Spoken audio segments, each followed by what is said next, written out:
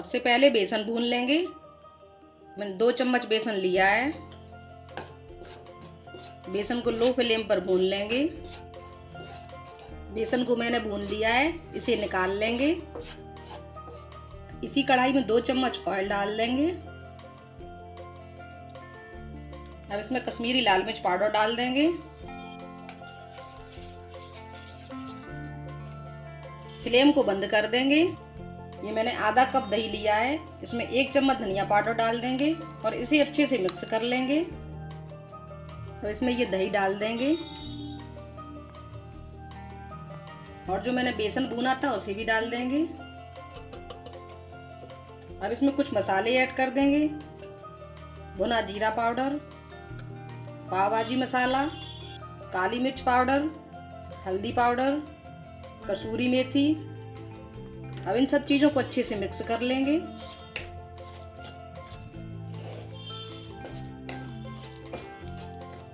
Flame को on कर लेंगे और इसमें थोड़ा सा पानी ऐड कर देंगे और इसे पका लेंगे।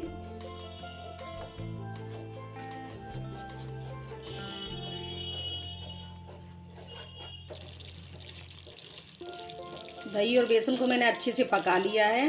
अब इसे निकाल लेंगे एक बर्तन में। अब इसी कढ़ाई में 2 चम्मच ऑयल डाल लेंगे, बटर डाल देंगे और इन्हें अच्छे से गर्म कर लेंगे। और इसमें कटा हुआ प्याज डाल देंगे। अब इसमें ग्रेट किया हुआ लहसुन अदरक डाल देंगे। इनको अच्छे से भून लेंगे।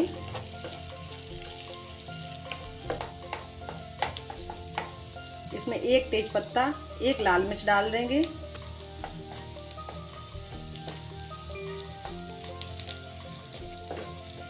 प्याज को मैंने भून लिया है। अब इसमें कटी हुई हरी मिर्च डाल देंगे और कटे हुए टमाटर। टेस्ट के अकॉर्डिंग इसमें सॉल्ट ऐड कर देंगे।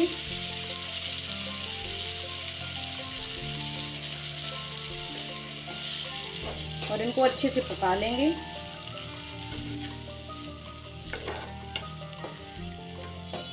टमाटर को तब तक पकाएंगे जब तक ये अच्छे से सॉफ्ट नहीं हो जाते।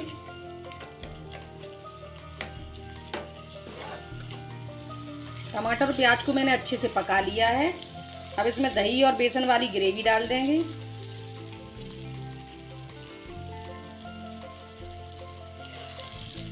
और इसे थोड़ी देर पकाएंगे।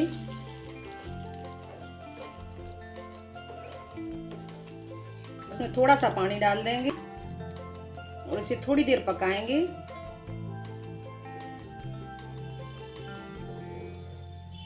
ग्रेवी को मैंने 2-3 मिनट पका लिया है। देखिए कितने अच्छे से पक गई है। अब इसमें ग्रेट किया हुआ पनीर डाल देंगे। ये मैंने 200 ग्राम पनीर लिया है, इसे डाल देंगे।